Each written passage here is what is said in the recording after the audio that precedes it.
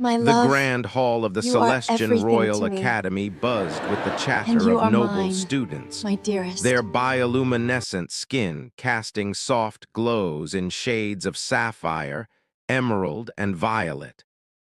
Crystal chandeliers refracted light across vaulted ceilings inlaid with precious metals, and the air itself seemed perfumed with wealth and privilege. In the center of it all stood Dr. Marcus Webb, 34 years old, newly appointed human instructor of advanced stellar navigation. His simple brown jacket and practical boots looked painfully out of place among the flowing silk robes and jeweled adornments of his students. "Attention, please," he said, his voice steady but not loud enough to carry over the conversations. No one stopped talking. Marcus tried again, louder this time. "If we could begin, why should we listen to a human?" The voice cut through the noise like a blade. Every conversation died instantly. All eyes turned to the speaker, a young woman seated in the front row, her posture radiating entitlement. Princess Saralyn of House Veltharos, 19 years old, heir to one of the most powerful families in the Celestian Empire, and according to the roster Marcus had reviewed, his most troublesome student. She was beautiful by any standard, skin that shimmered like polished amethyst, hair that flowed like liquid silver, eyes that burned with intelligent fire. But her expression was one of undisguised contempt. "I'm sorry," Marcus said carefully. "You heard me." Saralyn stood, her movements graceful and deliberate.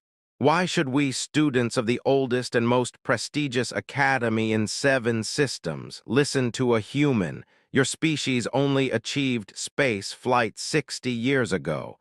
My family has been navigating the stars for 3 millennia. A few students snickered. Others looked uncomfortable but said nothing. Marcus felt the familiar weight of prejudice settle on his shoulders. He'd faced it before, would face it again. Humans were newcomers to the galactic community, often dismissed as primitive upstarts despite their rapid technological advancement. "Miss Veltharos," he began, keeping his tone professional, "I understand your skepticism. However, I've been appointed by administrators desperate to appear progressive and inclusive," she interrupted, making air quotes with her fingers. "Hiring a human instructor to teach Celestian nobles. How very modern of them." Her voice dripped with sarcasm. "I have 17 years of navigation experience, including, on what? Human cargo vessels, primitive exploration ships." She laughed, and several students joined her. "I've piloted racing yachts more sophisticated than your entire merchant fleet." Marcus's jaw tightened, but he kept his voice level. "Nevertheless, I am your instructor, and let me make something clear, Dr. Webb." Saralyn stepped closer, her voice carrying to every corner of the hall. "You may have fooled the administration with your credentials, but you don't fool me. You're here because it looks good on a diversity report. Meanwhile, real navigators, Celestian navigators with centuries of accumulated knowledge, are passed over for positions to make room for you." The silence in the hall was deafening. "You're not qualified to teach us," Saralyn continued. "You're barely qualified to shine our ships. Every moment you stand at that podium is an insult to this institution and everyone in it." Marcus looked at her, really looked at her, saw the certainty in her eyes, the practiced cruelty of someone who'd never faced real consequences for her words. Saw the other students watching, waiting to see how the human would respond. He could argue, could list his accomplishments, The 3 exploration missions to uncharted systems, the commendations for innovative navigation solutions, the published papers in stellar cartography. Could defend himself against her baseless attacks. But he'd learned long ago that you couldn't logic someone out of a position they hadn't logicked themselves into. I see, Marcus said quietly. He closed his data pad, picked up his teaching materials, and without another word walked toward the door. What are you doing? Saralyn called after him, confusion replacing her contempt. Marcus paused at the threshold, looking back at the assembled students. I'm leaving. You've made your position clear, Miss Veltharos. You don't want to learn from me, and I don't waste time trying to teach people who have already decided I have nothing to offer. You're just going to quit, she demanded. Run away. I'm choosing not to participate in my own humiliation, Marcus corrected. There's a difference. I wish you all the best in your studies. He walked out, leaving a stunned classroom behind. The following morning, Marcus submitted his resignation to Dean Kylvar, a distinguished Celestian scholar with silver hair and kind eyes that had seen 2 centuries of academy life. Dr. Webb, please reconsider, the dean said, reviewing the resignation with obvious distress. Princess Saralyn is challenging, yes, but she doesn't speak for all the students. With respect, Dean, she spoke for the room yesterday. No one contradicted her. No one defended the merit of having diverse perspectives in education. Marcus shook his head. I'm not going to spend a semester fighting for basic respect that should have been a given. She's young, entitled, ignorant of. She's 19, not 9, old enough to know better, old enough to face consequences. Marcus stood. My resignation stands. I'll fulfill my contract obligation by providing comprehensive lesson plans for whoever you hire to replace me, but I won't return to that classroom. Dean Kylvar sighed deeply. If that's your final decision, I cannot force you to stay, though I believe the academy and the students will suffer for your absence. Then perhaps they'll learn something valuable after all, Marcus said. Just not from me. Word of Marcus's resignation spread through the academy within hours. By evening, it had reached the royal palace, where Princess Saralyn was summoned to her father's study. King Malthor of House Veltharos was not a man given to displays of emotion, but his daughter could see the anger simmering beneath his controlled exterior. You humiliated a visiting instructor, he said without preamble. A decorated human scholar invited here specifically to broaden our students' perspectives. He was unqualified, Saralyn replied, raising her chin defiantly. I simply stated the obvious. You stated your ignorance loudly and publicly. Her father's voice could have frozen stars. Do you know who Dr. Marcus Webb is? A human with basic. He's the navigator who plotted the first successful course through the Demon's Veil Nebula, a region our own experts declared permanently unnavigable.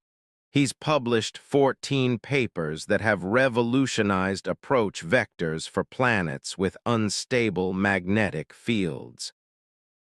He personally trained the navigation crews for the Terran deep space colony ships that are currently establishing the furthest human settlements in explored space. King Malthor leaned forward. And you called him unqualified. Saralyn felt the first flutter of uncertainty. I didn't know. Of course you didn't, because you didn't ask, didn't research, didn't even consider that someone different from you might actually have something valuable to teach. Her father's disappointment was worse than his anger. You judged him solely on his species and your own arrogance. Father, he resigned this morning, left the academy entirely, And do you know what he said when Dean Kylvar tried to convince him to stay? Sarah Lynn shook her head, her earlier confidence evaporating. He said he wouldn't waste time trying to teach people who'd already decided he had nothing to offer. King Malther stood.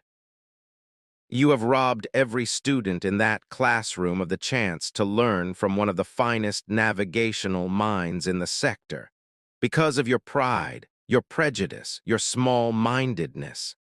The words hit like physical blows. You will personally apologize to Dr. Webb, her father commanded, and you will convince him to return. If you fail, I will have you removed from the academy and assigned to the most menial position in our merchant fleet. You will learn humility the hard way. Father, please. This is not a negotiation, Sarah Lynn. This is a consequence. Now go. Marcus was packing his few belongings in the modest apartment the academy had provided when someone knocked. He opened the door to find Princess Sarah Lynn standing there, her usual confidence notably absent. Dr. Webb, she said, may I speak with you? I don't think we have anything to discuss, Miss Veltharos. Please, just 5 minutes. Against his better judgment, Marcus stepped aside. She entered, looking around the sparse quarters with what might have been embarrassment.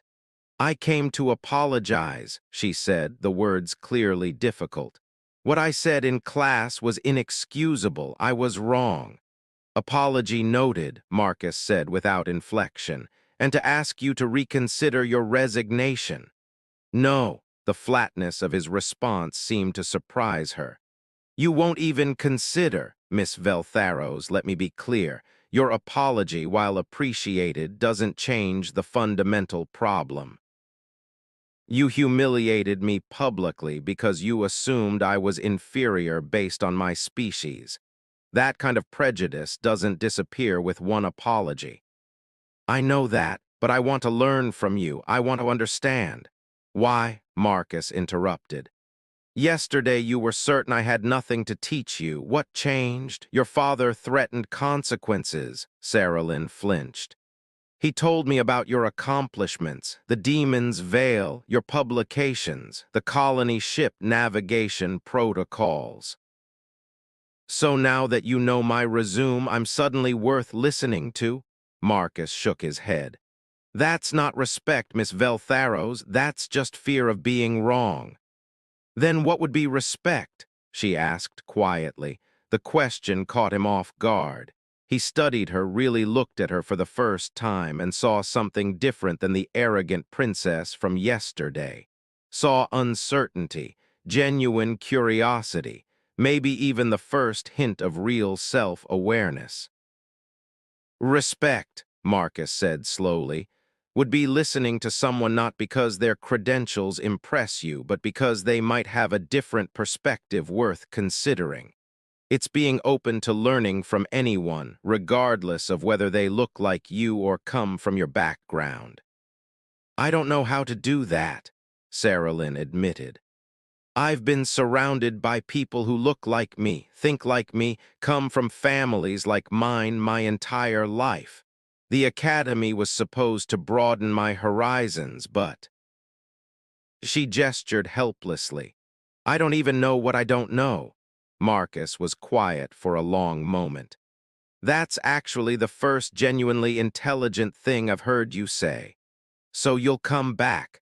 No, he saw her face fall. But I'll make you a deal. You want to learn from me, then you come to me, not in a classroom where you can perform for your peers, private sessions, one-on-one. You do the work, real work, and maybe, eventually, I'll consider returning to teach the others.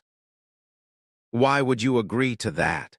Because despite everything, I'm a teacher, and every teacher wants to believe that even the most difficult student can learn if they're genuinely willing to try. Marcus extended his hand. So are you willing?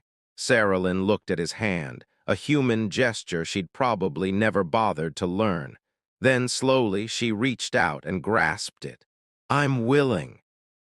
Over the next 3 months, Princess Saralyn met with Dr. Marcus Webb 3 times a week in his small apartment. He taught her stellar navigation, yes, but also humility. He challenged her assumptions, questioned her certainties, and forced her to see the universe through perspectives other than her own privileged position. It was the hardest learning she'd ever done. One evening, as they reviewed complex orbital mechanics, she paused. "Can I ask you something personal?" "You can ask." "Why did you really agree to teach me after what I did?" Marcus set down his data pad. "Because you asked the right question. Not how do I make you come back, but what would be respect. That told me you were capable of actual growth, and because," he smiled slightly, "I have a daughter about your age. If she ever acted like you did, I'd hope someone would care enough to teach her better rather than just writing her off." Saralyn felt unexpected tears sting her eyes. "I don't deserve your patience." "Probably not," Marcus agreed. "But teaching isn't about what students deserve. It's about what they might become."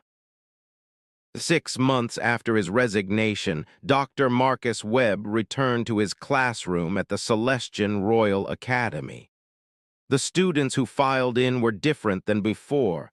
Word had spread about his private sessions with the princess, about his knowledge, his methods, his insights. And in the front row sat Princess Saralyn, who stood when he entered. "Class," she said, her voice clear and certain, "I'd like you to meet Dr. Marcus Webb, one of the finest navigators in the galaxy and the best teacher I've ever had. I suggest we listen carefully to what he has to say." Marcus met her eyes and saw genuine respect there. Earned, not given, hard-won, not assumed. "Thank you, Miss Veltharos," he said. "Now let's begin."